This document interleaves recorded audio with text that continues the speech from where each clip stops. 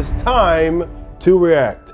It's your boy Mike from Mike's Lifestyle Tips and Reactions, and today I'm going to be reacting to another video from my boy Ben Shapiro, going over the whole mess with Jussie Smollett, and let's see what he has to say. So here we go. Shocker yesterday, Jussie Smollett, hero of his own story, Jussie Smollett, who's actually sentenced to some jail time for lying to the cops. This is kind of a rarity because typically when you lie to the cops, you get probation. But Jussie was actually sentenced to 150 days in jail, 30 months of felony probation. He was ordered to pay restitution of more than $120,000 and a $25,000 fine for making false reports to the cops that he was the victim of a hate crime in January of 2019. The sentencing was amusing. There was the judge reading the sentencing yesterday. Let me tell you, Mr. Smollett, I know. Hold on. Before the judge goes over this, I remember when this happened, like people wanted it to be true. Isn't that weird? Like people wanted this to be true. And I remember hearing it and all the details. I was just like, I don't know. And then I began to hear more details, and I'm like, I don't know about that. That sounds real strange. Sounds real strange. And Nate the lawyer on his YouTube channel, he goes over this whole thing with the details and everything, and he killed it. Yeah, check him out. No, that there is nothing that I will do here today What's up, that haircut, close Judge? to the damage you've already done to your own life. You've turned your life upside down by your misconduct and shenanigans. You've destroyed your life as you knew it, and there's nothing that any sentencing judge could do to you that can compare to the damage you've already caused yourself. Hey, the judge going in on him. This is a good point. And then he sentenced him to a little bit of jail time, in which Jussie now faces the prospect of having to share a cell with his attacker, which has to be horrifying. Every morning, just looks in that mirror, and there he is, right there in the mirror, his attacker. It's a scary situation. They put him in solitary. He's still in there with his attacker. In any case, Jussie responded with all of the grace and humility you would expect from a man who's been abjectly humiliated on the world stage for having faked a hate crime, in which he, actually claimed that he had been attacked by a bunch of MAGA-headed white racists at 2 a.m. on a Chicago morning in the middle of a polar vortex, and that they had looped a rope around his neck and poured bleach on him while shouting that he was an F-word and an N-word. What is the likelihood of MAGA, overt MAGA supporters hanging around Chicago at 2 a.m. during a blizzard? Huh?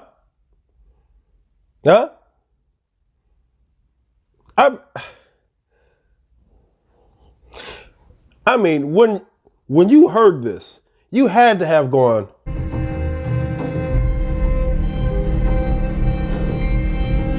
something ain't right.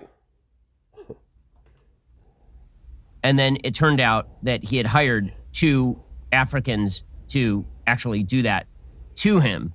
And then he had gone home and he had lied to the cops, never letting go of his Subway sandwich the entire time, because that's just how good that Subway sandwich was to Jussie Smollett. Well, after it turns out that you are humiliated as one of the world's worst liars, taking advantage of America's woke moment in order to forward your own career, because if you claim to be a victim in American society, this makes you a hero in American society. And if you claim to be a victim of both homophobia and racism, that's like the hero gold crown. That's like victim hero gold crown, #1 automatic election to the presidency stuff. Jussie Smollett took advantage of that, and then it turns out it was all bullcrap. And so now he's going to jail. Well, he looked very humbled and he looked very contrite. Or alternatively, he didn't look like any of that. Here was Jussie in court yesterday. Court is adjourned. I am not suicidal. Stop laughing at our facts. I am not suicidal, and I am innocent. I could have said that I was guilty a long time ago. I am not suicidal, as he raises the black power fist. So I assume that he could only be talking to one person there, Hillary Clinton, because Jeffrey Epstein didn't kill himself. But I'm not sure why he's saying he's not. Like, is the implication that the racist white system is now going to actually, like, who's going to do this? I mean, he's been victimized before by him.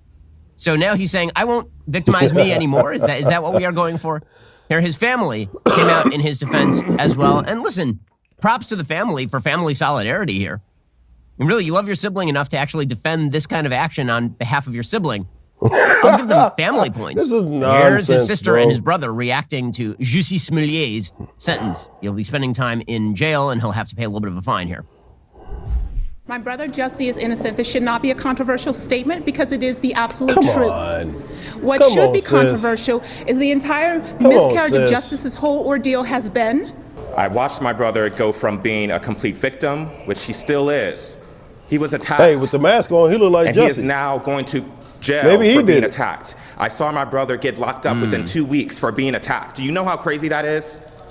They want to say in that court and say, Wait, stop. No. He didn't get locked up for being attacked. He got locked up for lying to the cops and wasting their time and taxpayers' monies. That's why he got...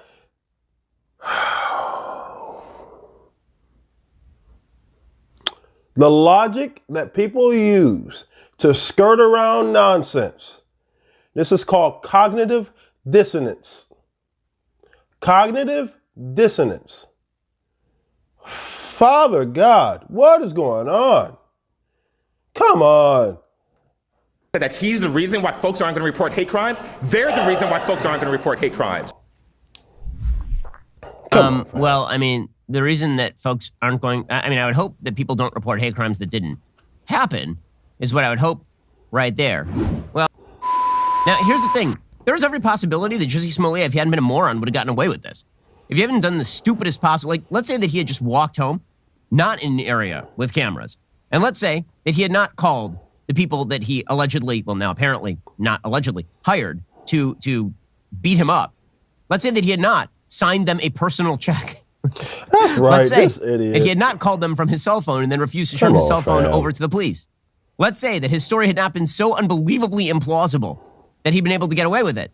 The entire nation would still be going on about this. Remember, the Vice President of the United States, Kamala Harris, remember that she actually tweeted out that Jussie was one of the greatest people she knew, and she stood with him. So did the entire Democratic Party. The entire Democratic Party spent like a couple of days talking about how Jussie was just another emblem of racial injustice in America, That's what they particularly wanted. under Trump. So if he had not been a person of low IQ, Jussie Smollett, then he could have easily gotten away with this. Because we see these hate crime hoaxes on a fairly regular basis in the United States, which says something. It does. When you have a trend of people who are faking crimes against themselves, you have to ask what's the incentive structure that is creating a rationale for doing this sort of stuff. Like, I don't go around trying to fake hate crimes against myself because I have no incentive to do so. What exactly would I get out of it? But for Jussie, the answer was probably millions of dollars. And if he'd gotten away with this, he gets cast in movies. He gets cast in more TV shows. He is made into a national hero, which says there's something deeply wrong with our country that goes much deeper than Jussie Smollett faking a hate crime against himself. It's that we've set up an incentive structure where if you back the woke lie that America is generally racist and that black people are invariably the victims of that racism, no matter how wealthy they are, like Jussie Smollett, or how prominent they are, like Jussie Smollett, no matter what, America victimizes you. That narrative, if you play into it, you make money, you get famous, you get power. And so people are going to continue to do this sort of stuff. That is why it was actually quite important that Jussie spend a little bit of time in jail with himself. Because, after all, people should be dissuaded from faking hate crimes. But the underlying ill, the underlying malady is not going away here. And it is an underlying malady. Jussie, for his part, as he left, he said, "Your Honor, I respect you and I respect the jury, but I did not do this." He did not specify what the this was. Did he not beat himself up? Was he not victim? Like, what exactly was the this? The judge said, "There's a side of you that has this arrogance, selfishness, narcissism that's just disgraceful. You're not a victim of a hate crime. You're not a victim of a homophobic hate crime. You're a charlatan pretending to be a victim of a hate crime. That is shameful." That, of course, is correct. Smollett's attorneys argued he should be given a more lenient punishment, such as probation. Citing his lack of criminal history and the community service he has performed, they read several letters which attested to that part of his life.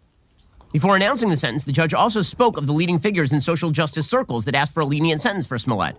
The judge said, "You do have quite a record of real community service and quite a record of attaching with people. I'm mindful of pleas of mercy, particularly from people that are in that arena." But ultimately, the judge said this act showed Smollett's dark side. So, Black Lives Matter, by the way, did, in fact, write a letter on Smollett's behalf that was then read out loud by the defense at the sentencing hearing. Of course. It's just demonstrative, once again, of the fact that the underlying racial dynamics in the country are really, really unhealthy right now. And unless we get a handle on that, this sort of stuff is going to be promulgated on a fairly routine basis for as long as we can possibly imagine.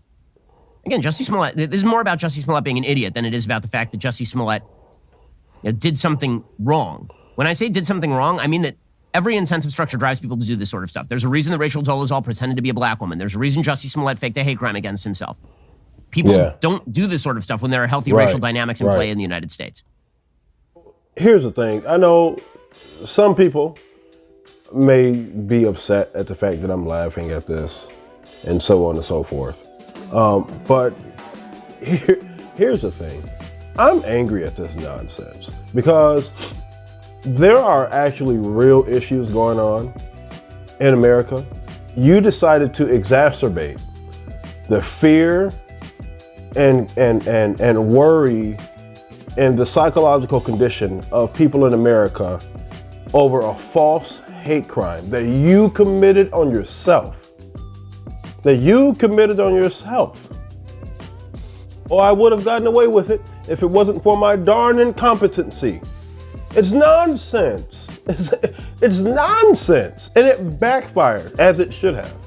I tend to try to be the type of person that no matter what the skin color is, no matter what the claim is, I try to wait and withhold judgment until more facts and more details come out. Because if you don't, you're going to end up looking like a fool. And that's typically what happens in these situations where it's an alleged hate crime, or the police supposedly shot an unarmed black man and so on and so forth. Well, when you start looking more into the details, you're like, well, hold on, wait.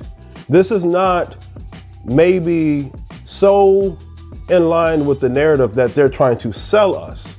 And again, not to say that hate crimes don't happen. Yes, they do happen in America. It's unfortunate. And I would stand by anybody who is a victim of a hate crime, regardless of your skin color. My problem is that when you have nonsense like this, that exacerbates racial tension in our country. And then you have a bunch of people feeding into it. You have a bunch of people. I remember watching on CNN and MSNBC, and they were like, once they found out that it wasn't true, they were mad that it wasn't true. Think about that. They were mad that it wasn't true. And so it's like they wanted it to be true because they wanted to confirm their ideology that they already see the world through. Even though that's counterintuitive to the facts. It's counter to the facts, it's counter to the evidence. That's nonsense. Folks, think for yourself. Think for yourself, man. Think for yourself, because you have a bunch of people who are trying to latch on to your pain and use your pain and twist it and manipulate it to get you to do what they want you to do. Period. And you can see the evidence of that is in the exit polls of the last election. 90% of the people who voted one particular way, and I don't even have to say that way, one particular way, 90% of those people said they did so because of racism. Think about that. And so when you have a bunch of these false narratives being upheld and propelled and constantly thrown at you each and every day, that has a psychological effect on you. It has a practical effect on you. And it twists you, and it twists your pain, and manipulates you into doing what these guys want you to do. They don't like you. They use you. They try to use us. It's that simple, man. So I hope some of y'all see this stuff for what it is. Take a step back and reanalyze how you start seeing the world. Reanalyze how you see things on TV. Reanalyze these things. So, but hey, that's it for this video. If you like this video, go ahead and give me a thumbs up. And if you want to see more, click right here so you can see more. And if you have not subscribed yet, tell me why. Click that bell, baby. Click that bell. But until next time, you already know what it is.